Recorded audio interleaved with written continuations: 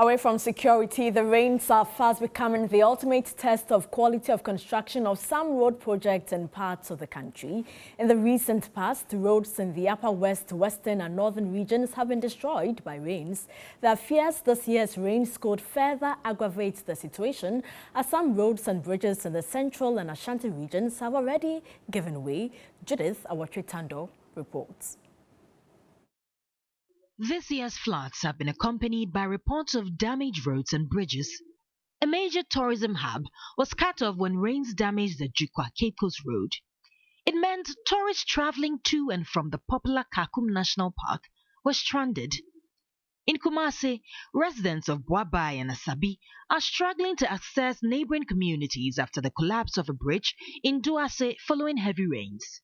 And in Amasaman, rains have washed away roads as the national capital continues to endure persistent rains.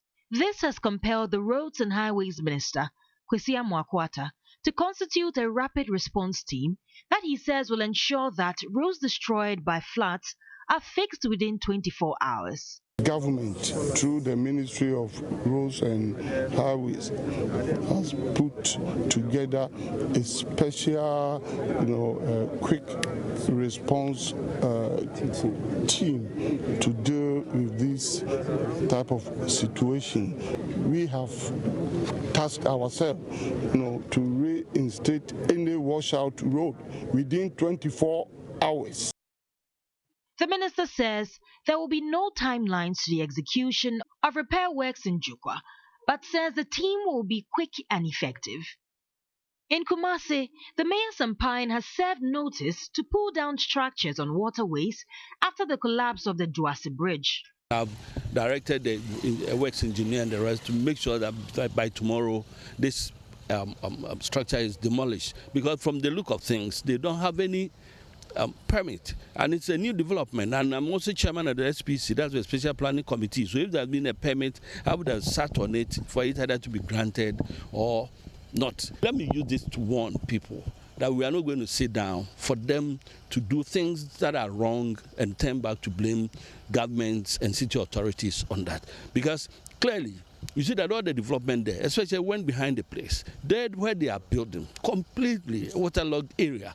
And I doubt if anybody gave them any permit to do that construction. So we are going to look at all of these things. And I'm happy the president has also given us directives to go, and that we have the support of the president. With the continuing rains resulting in such massive destruction, it's uncertain whether government's plan of a second year of roads will materialize. Judith Awatritando, TV3 News. Elsewhere, the National Disaster Management Organization says people's lack of understanding of their role in disaster management paints them in a very bad light. According to NADMO, its mandate has been misrepresented, and government should not be the one to be blamed for all the floods. He was speaking exclusively with TV3. People must always understand the core mandates of NADMO.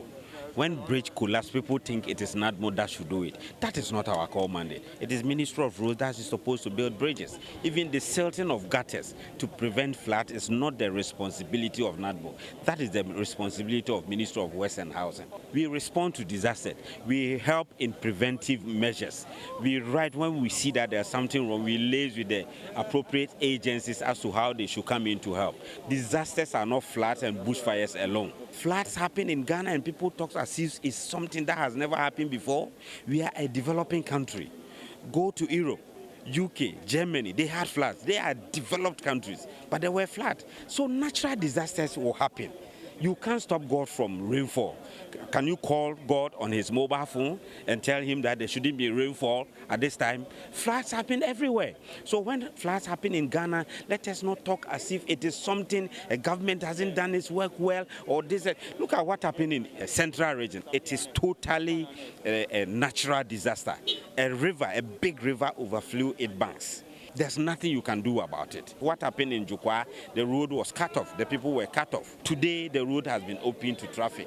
That's what we do. We were there with a lot of relief items to support the people. We first this what we call search and rescue. Another thing is, when there's a disaster, first thing I will be asking is relief item. No. When somebody is dying, can he take a relief item? You have to rescue the person first. Then you do need assessment before you go in with a relief item. So when it happened, NADMO was there together with other security services.